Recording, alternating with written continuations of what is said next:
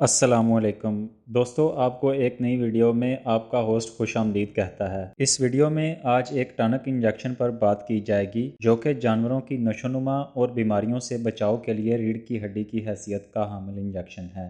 दोस्तों, जानवरों की बढ़ोतरी और सेहत का राज उनके अंदर मौजूद अज़ा की कारकर्दगी पर मुनहसर होता है। इसके अलावा साफ़ और ग़िज़ाई अज्जा की हामिल खुराक और ग्रोथ हार्मोन्स का भी जानवरों में नहायत अहम किरदार है। इंजेक्शन वाइटोबियान इज़फार फार्मास्यूटिकल प्राइवेट लिमिटेड का तैयार करता एक विटामिन बी पर मुश्तमिल इंजेक्शन है जो कि आम तौर पर बड़ी सतह पर जानवरों और परिंदों के साथ पालतू जानवरों के लिए भी इस्तेमाल किया जाता है।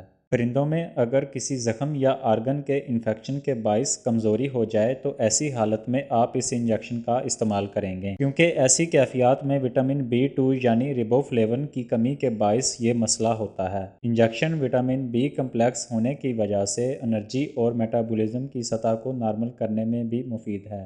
इसके अलावा बाज़ दफ़ा जानवर और परिंदे इन्वायरमेंटल स्ट्रेस के बाइस या किसी और दिमागी मसले से खाना पीना छोड़ देते हैं और कमज़ोरी का सामना करते हैं।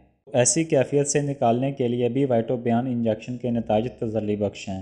जानवरों में क़ुव्वत मुदाफ़त की कमी के बाइस मुख्तलिफ मसाइल जन्म लेते हैं जिससे वो ज़्यादातर बीमार नज़र आते हैं। ये दरअसल क़ुव्वत मुदाफ़त की कमी के बाइस होता है।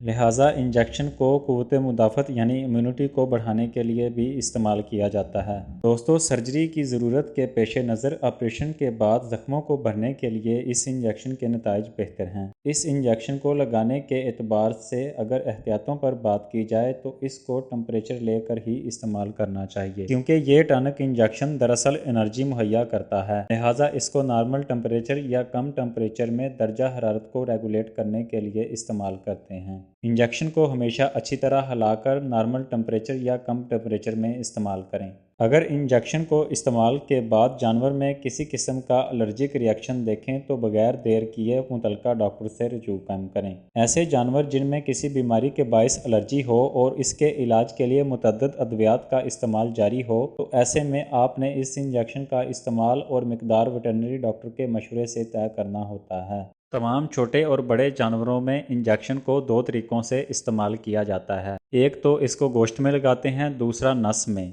दोस्तों, नस में लगाते हुए इंजेक्शन को आहिस्ता आहिस्ता खून में शामिल करें, जबकि परिंदों में इसे 0.2 से 0.3 ml 1 किलो वज़न पर इस्तेमाल किया जाता है। दोस्तों, इंजेक्शन को इस्तेमाल से कबल और इस्तेमाल के बाद दिए गए दर्जा हरारत पर स्टोर करें। आज की वीडियो में सिर्फ इतना ही। हाजिर होऊंगा कुछ नई अपडेट्स के साथ। अपना और अपने चाहने वालों का ख्याल रखिएगा। अल्लाह हाफिज़।